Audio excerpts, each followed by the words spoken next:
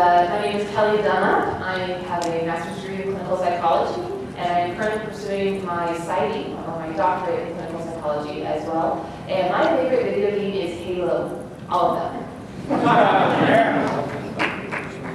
Hi, I'm Dr. Sexton. I have a PhD in social psych from the University up the road, UMass Amherst. PhD clinical psych from American University. I've worked for a variety of places: NIH, NIMH, SAMHSA, CDC, National Census, FBI. So I'm the stats guy. And what's your favorite video game? What's your favorite video game? Oh, my favorite video game? Civilization and and anything that has Star Wars on it, I'm sad to say. All right. So we're going to go ahead and switch on over to our other play sledge. Yay! So just in case you missed it, there are our names and our lovely degrees and the title of the panel, just in case you forgot it already. If so, go see a neuropsychologist. That is not us. All right, so we're going to start off with some myth busting, because that's what we do when we do science, is we bust myths. So looking at this lovely bell-shaped curve here, and a nice standard deviation going on. So just kind of a polling of the audience. When you're looking at openness, conscientiousness, extroversion, agreeableness, and neuroticism, which I will break down for you, start thinking about where you think the average gamer falls. Just wherever, you might think. So openness, but it's openness to new experience, willing to try new things. Think about where do you guys think they fall? The red, the orange, or the yellow? Red, raise your hand.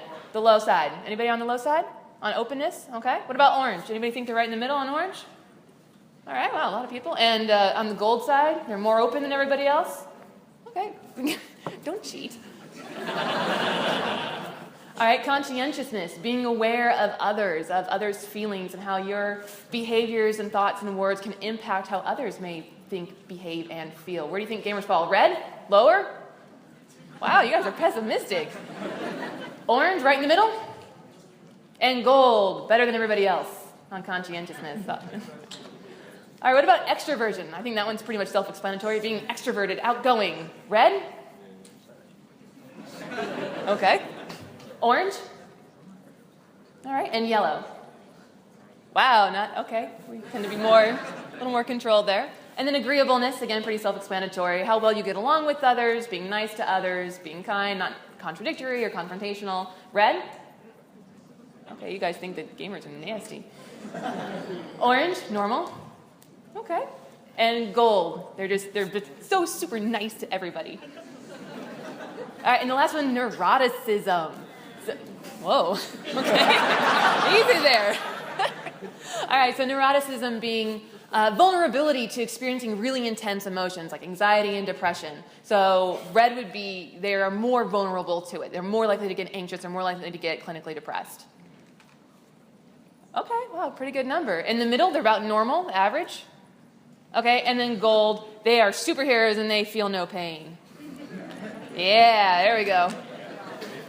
All right, so now remember, I'm using the honor system here, so remember what you said, and here are the actual results that we have found in our study.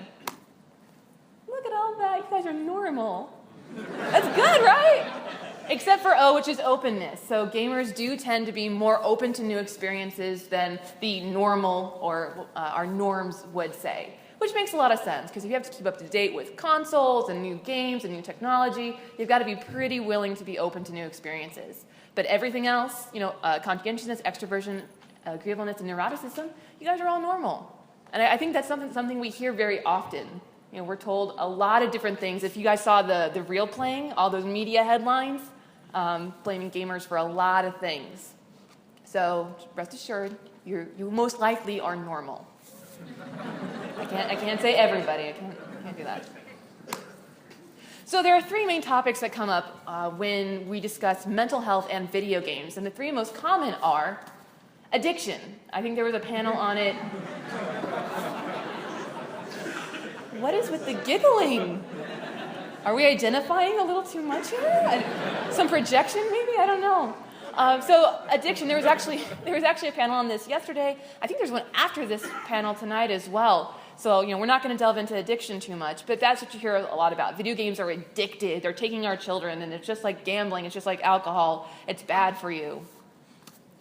Violence. This is a really serious one. Since Columbine up to the latest one in Connecticut, and if there's been another one since, I'm not quite sure, but stabbed at Grand Theft Auto Q, and kids are going crazy with violence. Video games are bad for you because they make you violent. There's a lot of stuff out there right now, especially in the media. So that's something that comes up a lot when we talk about mental health and video games. And go back. Stop it. See, I'm getting aggressive here. There we go. So play video games. So stereotypes. There's a big, big problem with stereotypes in video games, whether it's, super masculine and damsel in distress, or video games are just for children, which we know is not true, which we will get into. So there's a lot of stereotypes surrounding video games and the people who play them. Hi. So we're going to address addiction first. And again, I know there's been other panels on it, so I'm going to go over it really, really quick. One of the big studies was by Gentile in 2009, and he basically said 8% of the youth 18 to 8 years old are addicted to video games, just like you were addicted to alcohol or crack or something. And this is really bad, and it's only going to get worse throughout your lifetime.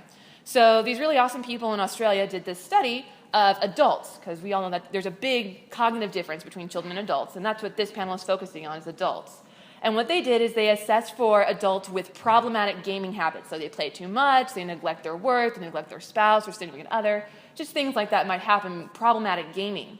And they got split into two groups. So two people who endorse problematic gaming, which is that top dotted line, and people who did not endorse problematic gaming, which is that bottom line. And they tracked them over 18 months, so a longitudinal study, a long time. And what they found is that everybody experienced a decrease in problematic gaming symptoms. So even the worst, the people who were reporting the worst symptoms got better over time. And they really didn't have an explanation for it. I mean, it could be maturity. That's almost 2 years. Maybe you've matured. What else has changed in your life? But it just kind of goes to show that just because you might have, even if you have a gaming problem, the chances are very likely that it's going to decrease over time. You're not stuck with it, and it's not increasing, if nothing else, which is a really good sign for those who emphasize video game addiction and its deadliness or whatever.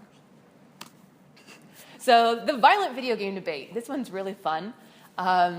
So on one side you have Craig Anderson, and he has written a lot about, if you've read an article about how violent video games make kids more violent, he probably either wrote it or had a hand in writing it. So he is like the violent video games are bad for you guy.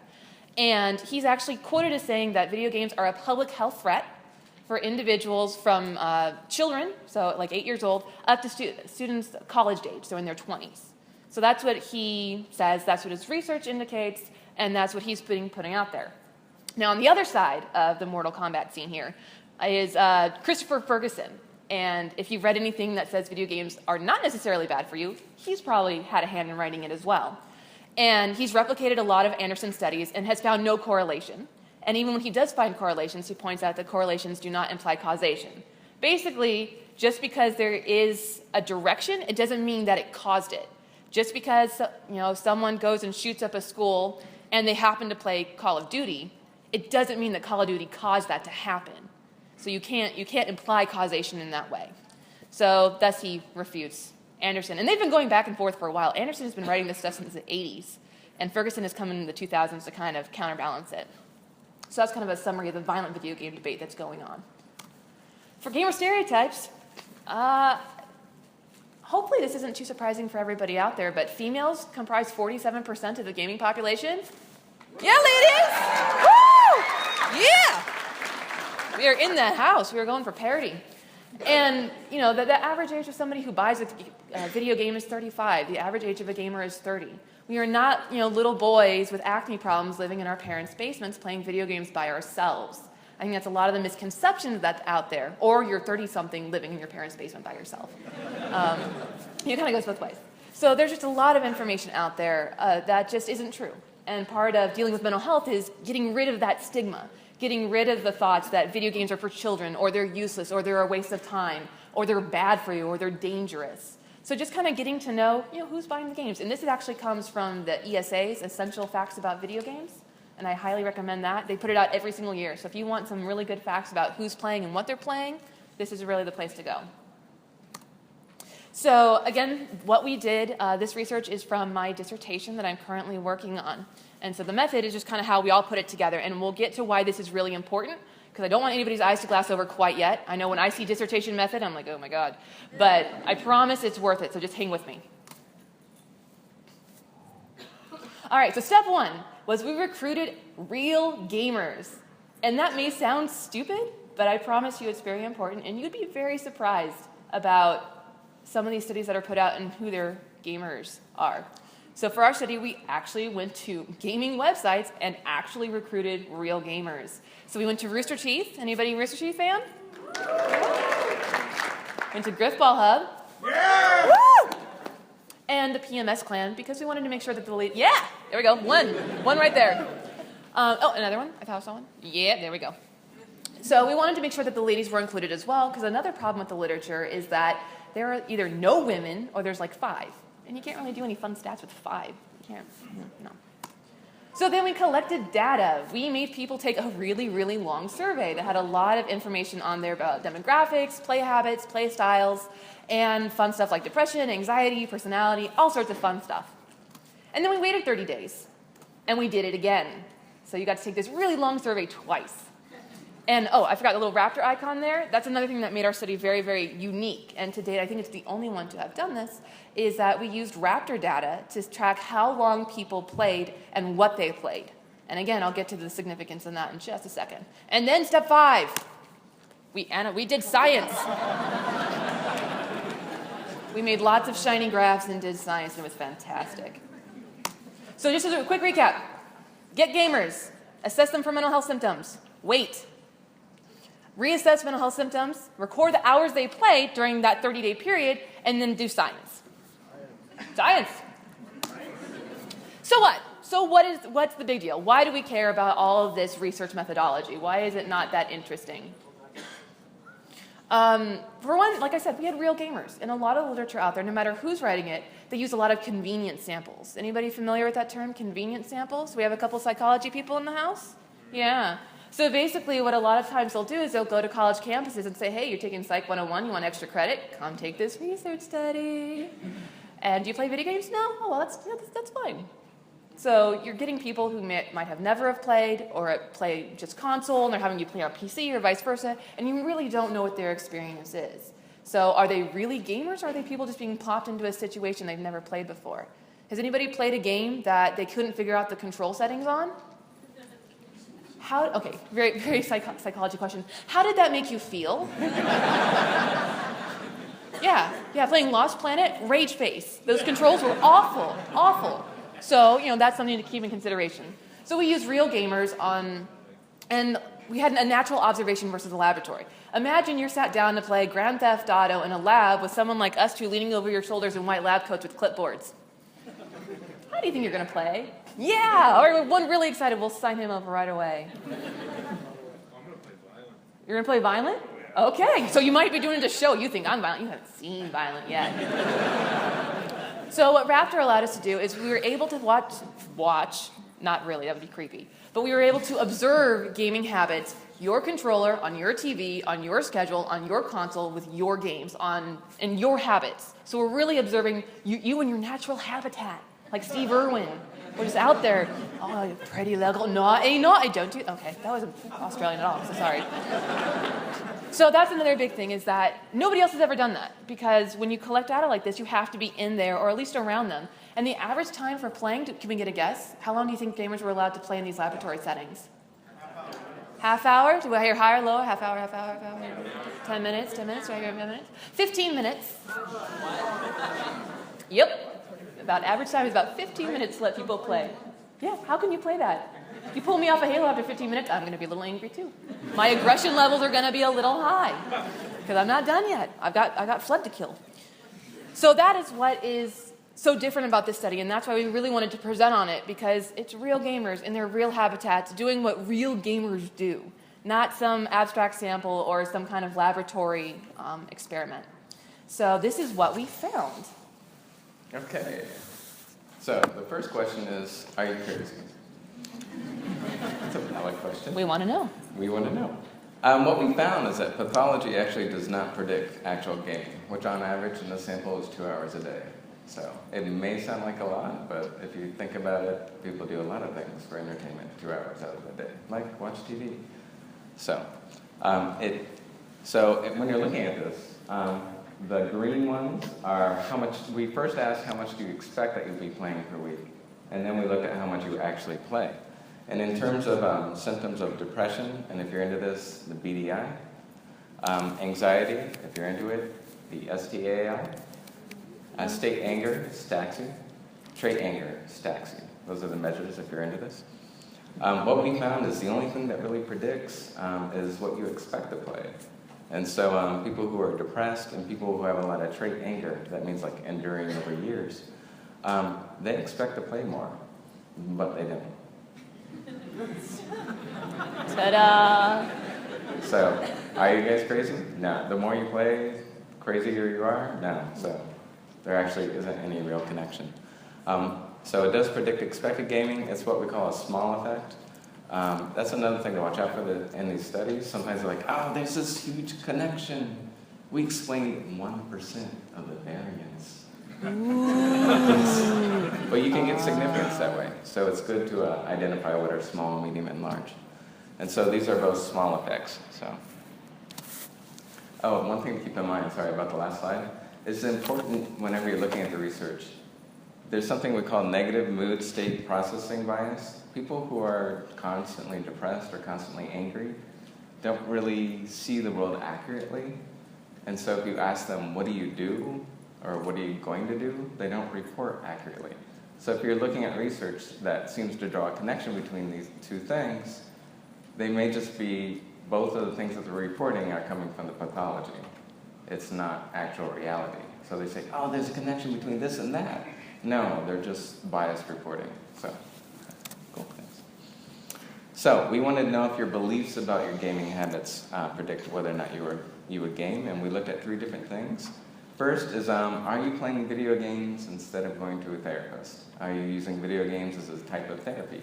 And this isn't something that's totally bizarre. There's something also called retail therapy, where I feel bad and I'm going to go buy something and I'll feel better. And I know I feel better after a good haircut, so I'm not dismissing this at all. What's Chocolate. the chocolate? Is another chocolate therapy. So people report they play video games to relieve feelings of anxiety or depression. And then at the other ones, socializing. Are you socializing because you think video games are a great way to get to know people? Versus, on the other end of the scale is, video games are one of my main social activities. And there's a difference. One is, you know what, I game and I meet people. It's a great way to do it. Mm-hmm. That's the positive end of the scale. The negative end of the scale is kind of a sense of, this is my only recourse. And so it kind of makes sense when you think about it. If you think, this is the only way I can do it, that might be a negative end of the scale of using things. Imagine the forever alone meme. That would be this end of the spectrum. That's sad. So the last one is relaxation versus losing yourself. And so relaxation side is video games relax me. The negative side is I tend to lose track of time when playing video games. And honestly, I do. So yeah. I love the fact that Civilization has a timer thing on it where it kicks you out. But the extent of it is what's really important. If this is a moderate level thing, it's not a big deal. But when it gets to be extreme, when you've been sitting there and you wake up and it's hours and hours later, and this is a chronic thing, and you haven't done anything to really get away from that, when you're going in to lose yourself, you want to lose yourself, it's the happiest time of your life, and you're dragged kicking and screaming away from it, and that's kind of the negative end of the scale. And so in this, it's kind of the same thing. In terms of expect to play, you can see that gaming is treatment. If you're using it as treatment, you want the treatment, you tend to play more. In terms of being social, it's not really it's what we call a trivial effect, and it's in the negative direction. And in terms of relaxing versus losing yourself, if you'd like to relax playing video games, then you tend to play a lot more. And that is actually the only one connected to whether you actually play more. So the other two, again, they're kind of an illusion. But if you relax to play, then you do actually tend to play more. So gaming causes pathology. So we tracked people over a month to see how much they game, and then we checked in with them at the very end to see, did you get sicker? Did you get crazier? No. Ta-da! No effect. So, and we had a pretty decent sized sample, so we could have picked up little things. Nothing. So there you go. If you play a shooter, and shooters make all the news and everything, it actually reduced your anxiety. So, you stress out, you have a bad day, you play a shooter, you feel better. Over the month, you're feeling better. So there you go. If you play Civilization or something else other than a shooter, guess what? So your state anger actually went up. No, state is just the transitory one, not trait. And it's still below average. So. And just for disclaimer, this was collected before SimCity came out, so that does not have an effect on our sample.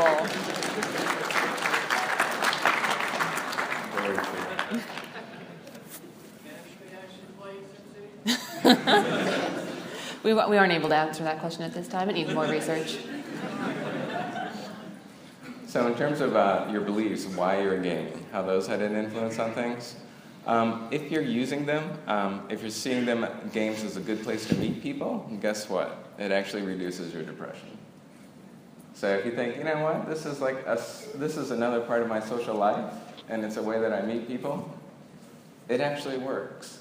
People talk a lot about the virtual world as if it's fake. That's not necessarily true. The social connections that you make there, and there have been studies that look at people and examine people and show that the way that they respond to people online is actually very similar.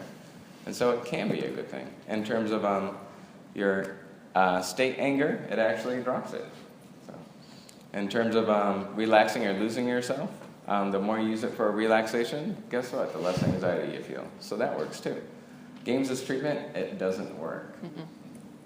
So just as a note, if you're trying to reduce your feelings of depression, reduce your feelings of anxiety by using video games, I haven't found it to work. So. And that's clinical levels, right?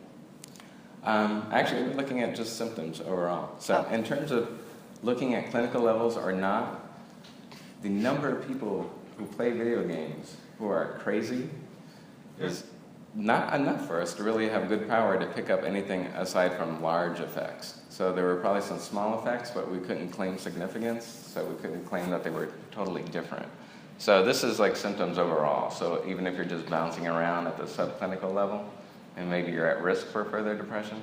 So in a way, it's actually more impressive that we found some things there because there's a floor effect, so we don't really have a whole lot of way to go, but we still did find effects. Mm-hmm. So in terms of causality, people talk a lot about correlation, not meaning causation. Gaming and beliefs were measured before we measured the changes, so it's unlikely that's the reverse. It's unlikely that you kind of look back in time and be like, oh, well, I'm going to change my gaming habits because I got more anxious. So causality probably doesn't run the other direction. People who do worse initially report a concern over how they use games. So if you're using games in a negative fashion, then you are more likely to suffer. So that includes using it for treatment. You can't get games outside of, you can't get games outside of friends. You can't get friends outside of games. Or if you're getting involuntary lost. I mean, these are some pretty bad signs. If you're on the flip side of those scales, that's great. So remember, it is a continuum. And are these beliefs accurate, or are they internalized gamophobia? This is something we can't answer. It's a fundamental question here. And so these beliefs tend to lead to better or worse outcomes. Why are those beliefs leading to better or worse outcomes? Is it because these perceptions you have about why you game are accurate, and they are accurate and so they predict further pathology? Or is it internalized gamophobia?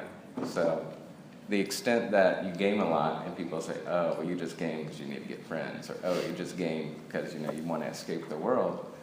Is it people wearing down on you? Is it them teaching you to fear yourself, to fear your activities, to look at your behavior and view your behavior as pathology?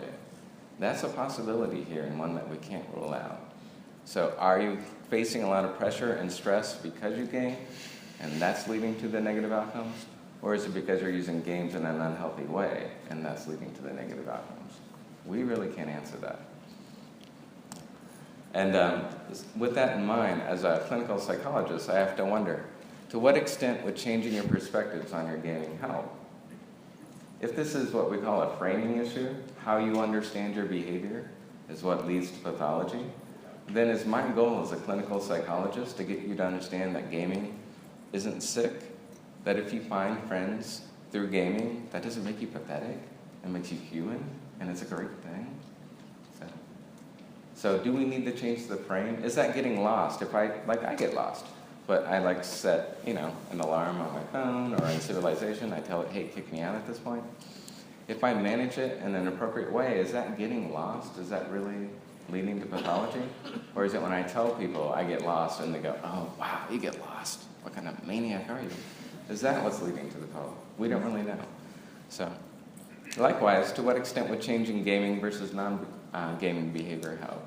So do we need to use this research to encourage people to seek other social outlets, to use the gaming as a different social outlet? Do we need to basically do the set the time thing? It's like if you get lost, it's a problem. Okay, we'll set a little stopwatch. When the alarm goes off, then you have to stop. Is that what we need to do? So this research has answered a lot of questions, but it's also raised a lot of interesting ones. So, conclusions for gamers, for all of you who are gamers. You're not crazy. There we go. Yay! Yay! That's the good news. The bad news is what it really is saying is you're not crazier than everyone else. Just because you're also, playing games will not make you crazy all by themselves. So don't look at the number of hours that you play and think, oh, this is going to drive me mad. That's not necessarily true. It's the way that you use them, we think. They can be a great place to find friends if it's your only way. And it may just be if it's your perception that it's your only way, but that's kind of going off into a tangent. If it's your only way, that might be a problem. So those are people who strongly endorse that it was their main way.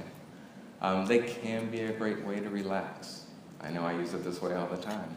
Mm-hmm. If you're getting lost, that might be a sign that something might be going wrong. So if you are getting lost, have someone help you out with that. Set some sort of thing like an alarm clock. Most importantly, though, and I'm not just saying this because I'm a clinical psychologist, they do not replace therapy. So, if you need help, you should get it.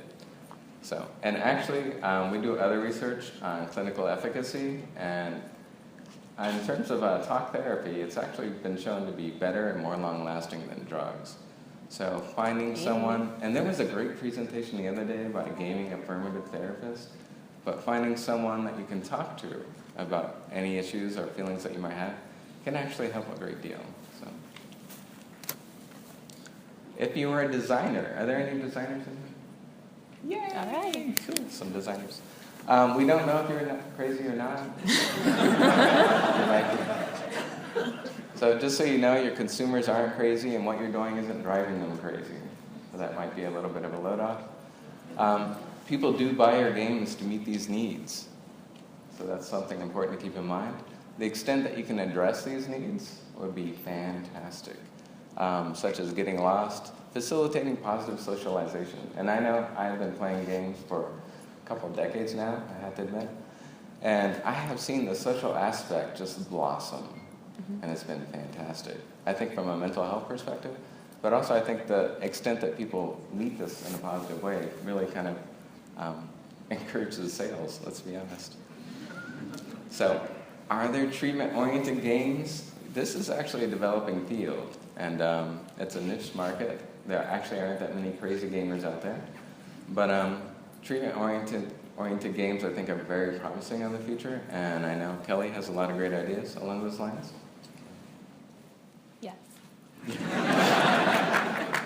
No, there's a lot of really great games out there. I know there's one, I think it's being developed in Sweden. It does CBT, so cognitive behavioral therapy for children, and you're a pirate ship, and it shoots automatic thoughts out of a cannon, and you have to snatch out the bad thoughts and leave the good thoughts there. So that's one of the ones that are out there. Jane McGonigal, if anybody's familiar with her, she's got a ton of games from changing the world through oil, environmental things, as far as mental health. I actually work with veterans at a VA in Washington, D.C., and I've implemented game theory to help my veterans do their homework. And we call them weekly challenges, and they level up, and it's really cool, and they really enjoy it. But there is kind of a problem right now where a lot of game developers don't want to create, I think, what's that horrible word they call it? Educational? No, not education. There's a term for it. Edutainment, thank you. So games that are just about, that kind of thing. But, I mean, everybody remembers Oregon Trail, right? Yeah. Everybody remembers the Big Blue River. I know I do. I sunk there every time. So, I mean, there are games out there that are a model. And I think if, on these two sides, the educational side, the mental health side, and the gaming side, they really need to get together and have a conversation. Because a lot of educational sides, they just want it to be a straight educational game, which is great, but that's not what gamers necessarily want. There's that gaming aspect that has to be prevalent for people to want to play it. I mean, number crunchers is great, but after a while it gets a little old, especially after you learn your times tables. So, it is a niche market, and it is growing. So if you have any good ideas, make sure that you go to a developer and let them know. And if you're a developer, we have a PhD squared and a hopefully soon PsyD here. That would be lovely to talk to you. Loving it. So just throwing that out there. So we're going to have a Q&A section. We have some people, our lovely enforcers here, have the microphone, and they're going to pass it around so that nobody trips and falls, just like Dusty. He's in the front row here. Thank you, Dusty. So if you have a question, please feel free, raise your hand or stand up, or how would you like to do it? Okay, Vanellope. I want to start with Vanellope right here. Do you think that a month was a long enough segment of time to really gauge whether the mental health had changed? I would have liked to go longer. I would have loved to do it at 30-day intervals over a longer period of time. However, it's a dissertation, and I want to graduate sometime in the near future. So it's kind of one of those things where I think it gives a lot of really good information, especially considering all the unique aspects, the raptor tracking hours, the observational, the non-convenient sample, using real gamers. And I think it's really set me up for future research to dig into exactly that question. And it was 15 minutes in a typical experiment versus a month. So, and we did look at things 6 months later. We didn't look at pathology, but we did look at gaming 6 months later. And it was actually remarkably consistent. Mm-hmm. So. Would it be okay to have them line up? Because I feel bad picking. Okay. Sorry, there's some of my own insecurities coming out here. Hi. There's a lot of debate going on right now about guns. Yeah. And I heard a show on NPR the other day where this guy made a lot of sense, I thought, where people say guns don't kill people, but he did make the point that it makes it a lot easier. Yeah. And so I'm just asking if you're doing any research about video games in that light, because you're talking about people either using them this way or using them that way or whatever, but maybe people could use some information or some help because maybe they make it a lot easier to do some of those things. Sure, and there's two main points on it. That's a great question. There's two main points. One, just because you play Halo or Call of Duty does not mean you have any clue how to load or handle a gun.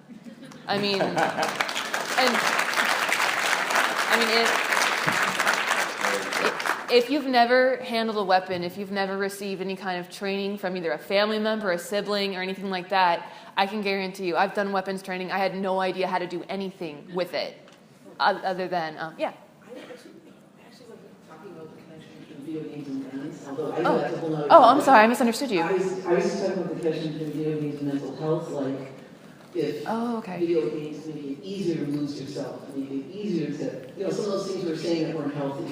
Okay. You know what I mean? The Yeah. whole thing with video games and guns is like a whole other Okay, I'm sorry. Did you? you know what I mean? I was just trying to make an analogy. Yeah. So. Did you want to grab that one?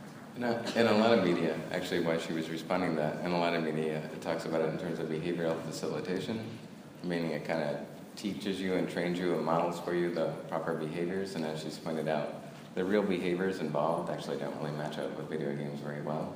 So in terms of it training you to carry out these acts, but not a great trainer. I mean, the Army uses trainers that are far superior.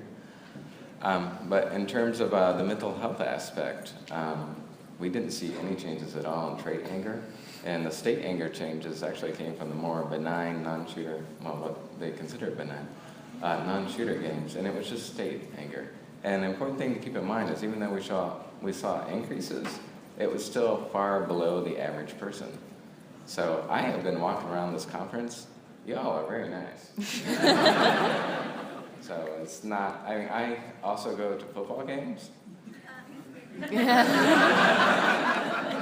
And that's actually a really interesting point. There was an article, I think his name is Adachi, and he actually ran a study to see whether it was, like in video games and mental health, it was actually competition and not the violence of the video game that predicted whether people would experience anger and hostility and those more negative emotions. And he did find that it was competition, not the game itself, which I think is a great example with in real life football. So does that answer your question? Yeah. Okay, yeah. All right, yeah. Yeah, I was curious about the data that you had in the beginning, in the introduction, how you operationalize the term gamer, and more on that, how is a gamer usually, how is the term gamer usually defined in studies? Because there's a huge difference, in my opinion, between someone who plays, who you call a hardcore gamer, or someone who's played Bejeweled Blitz 3 times. So you could call them both gamers, but right. I think that makes a huge difference. I'm wondering how people tend to operationalize and how you guys did in that the first set of data. Well, in the literature, they're often referred to as people who played video games. So that's how they operationalize it. Have you played Bejeweled once, or are you an MLG player? They don't typically break it down. Some studies do. I don't want to knock everybody, but a lot of the times it's just, subject engaged in video game play. Therefore, it made them a video gamer. For us, we went to sites that are known for gamers. It's what they do. It's what they live and what they breathe. And we didn't really have to operationalize it so much because we really looked at the hours they played. And that's kind of, we looked to see, is there consistency or did you just play 1 hour in the last month? And that, wasn't quite as impressive. But everybody, I think, was pretty, 2 hours a day was average, right? Yeah, and we actually wanted people who do play a lot because, in order to make a comparison, we need the people who, may have been contacted through these means, but actually don't really play a whole lot. And we needed people who played, and I think there were some who were like 200 hours or so in a month.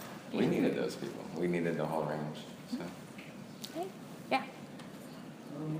Did your study at all include, because I noticed you did stuff about anxiety, games specifically geared towards raising your anxiety, high difficulty games like Battletoads or even games that have glitches that make it so you can't actually beat it, like, for instance, Driver or something that's off the top of my head, or maybe the new SimCity, for instance.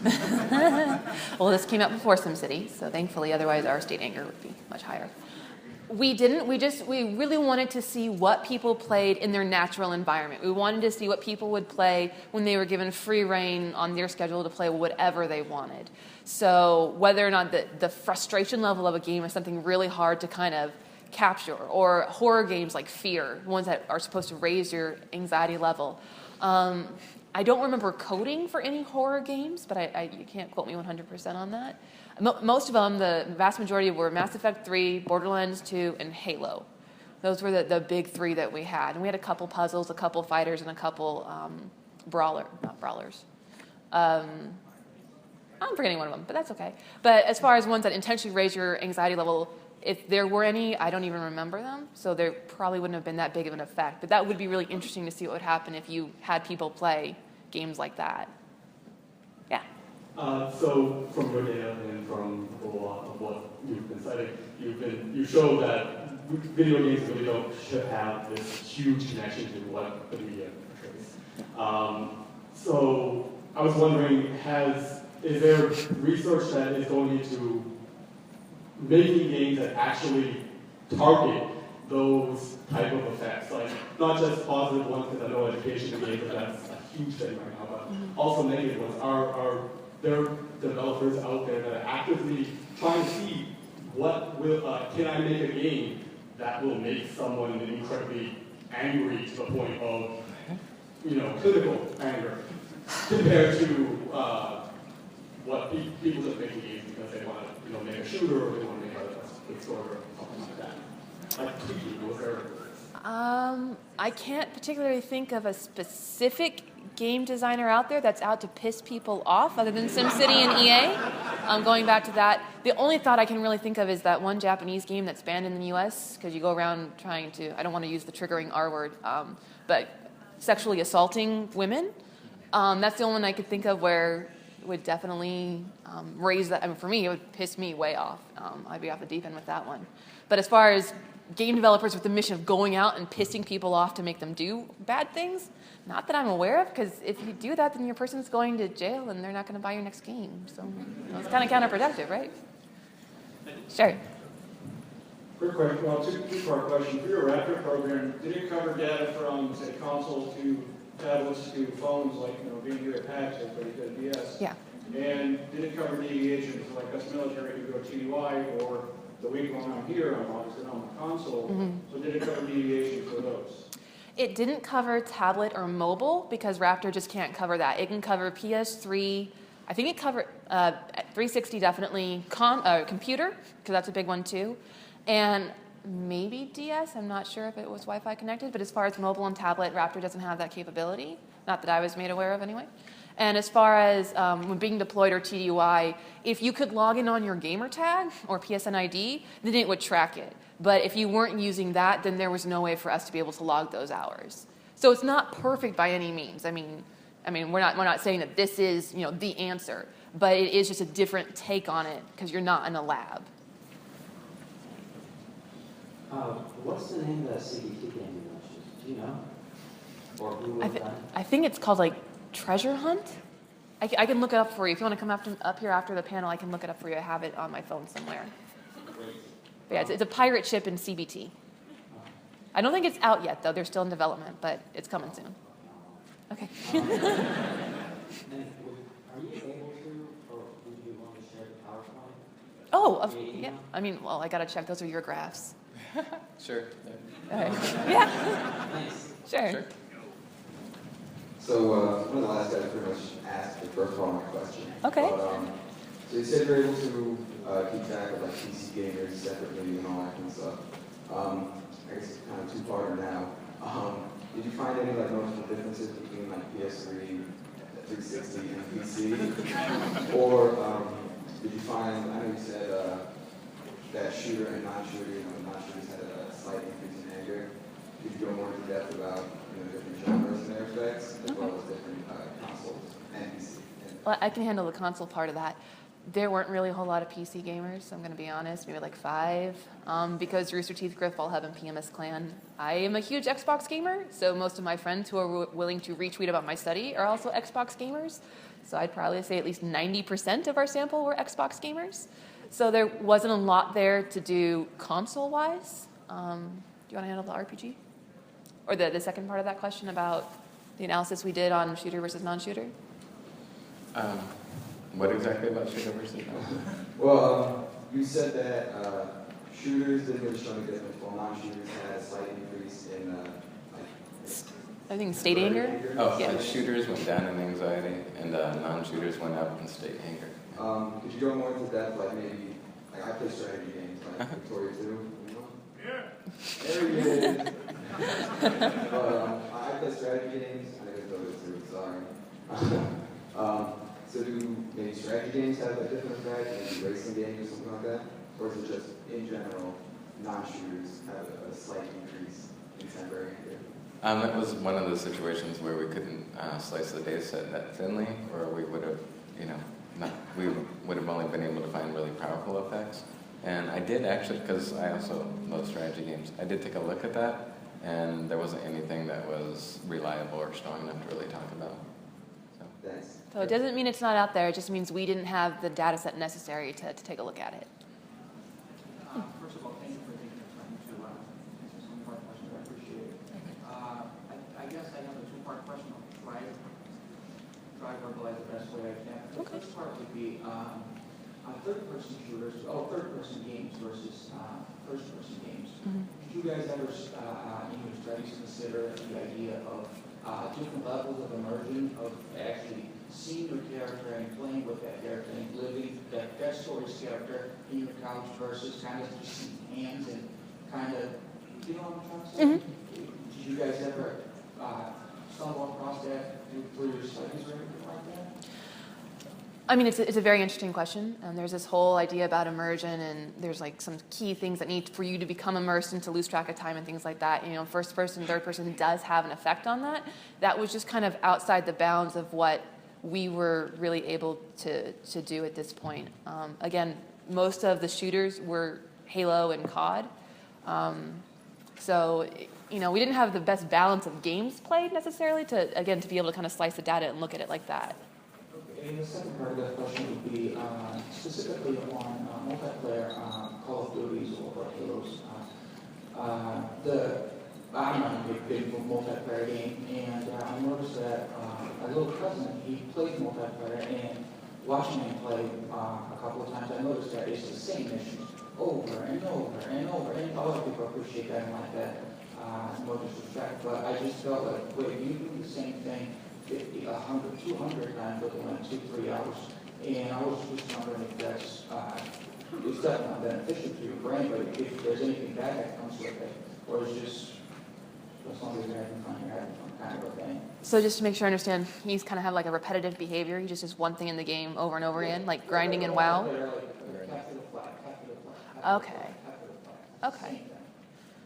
Yeah, well, of course, the actual game capture the flag is the same thing. So, is that bad, just doing the same action over and over and over again? I hope not, because like checkers is like that too. I mean, I play an online sports game within a first-person shooter called Griffball, and yeah, all 5 of us. And we swing the hammer over and over, and I've been playing for 5 years. So it's as long as you're still enjoying it. I mean, we do repetitive behaviors. We eat every day. There's things that we do all the time that are just over and over again. And as long as he's still getting enjoyment out of it, it's not becoming frustrating or something like he feels like he can't step away from. I think as long as it's still enjoyable for him and it's not being negatively affecting, yeah, it's fine. And your concern is admirable, though. Yeah, absolutely. I definitely respect that. He's your nephew. Yeah, you care about take care of him. I think he's fine. Yeah. Hi. You guys have touched on this a bit, I guess, through the questions. With the games you played, was it more focused on multiplayer as opposed to single player? I personally feel like single player games can be a little more calming, and multiplayer gets you a lot more amped up, working with people, being competitive. The tough thing about that is when someone reported that they played Halo, I have no idea whether they're in multiplayer, if they're in campaign, if they're in Forge.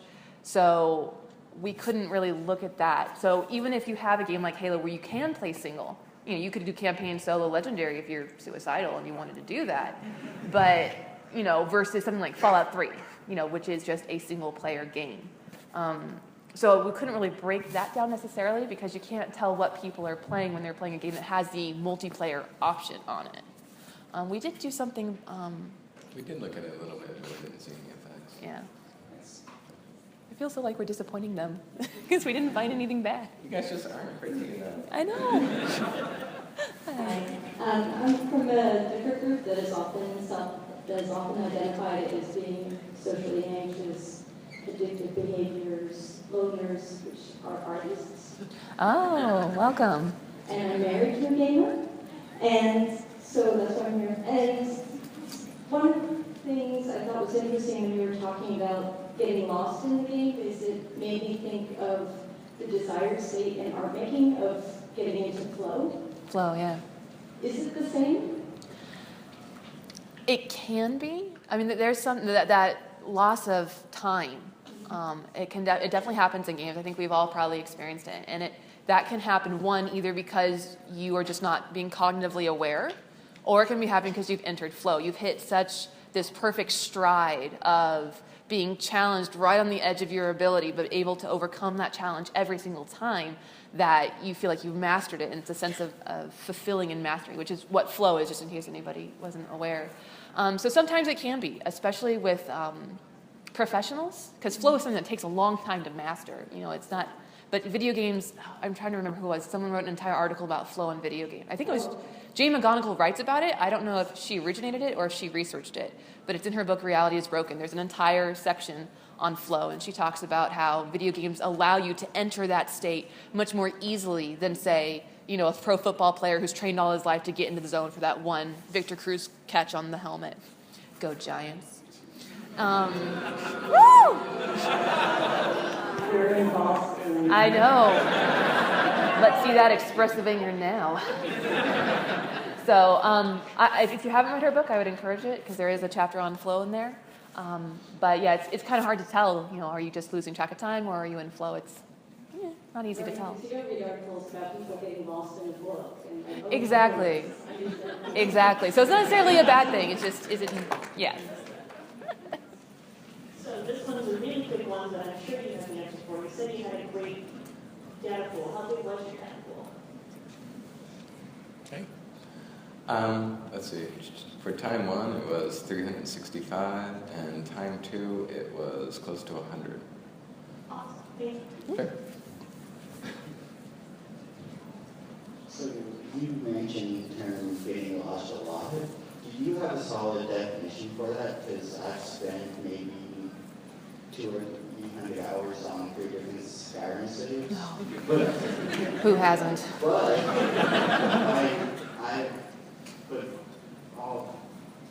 can't talk.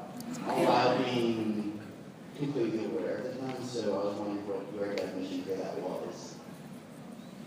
A lot of it was we would ask people different questions pertaining to getting lost and getting lost. We wanted to get at flow, and the questions aren't gelling in a way that statistically works, that I like, that I'm comfortable with. The negative aspect of flow, those did come together and those gelled. And those are kind of questions pertaining to, did you get lost? And also questions getting at, did you get lost in a way that had consequences for, work, family, and life. So the positive aspect of flow is something we really wanted to pull out, and we weren't able to. The negative, we unfortunately were really able to pull out. So. I was also wondering if that had any basis on just on how good the game is, or how much depth there is in the game. I mean, yeah, how you get into a game depends a lot on how the game's built and how the game's designed.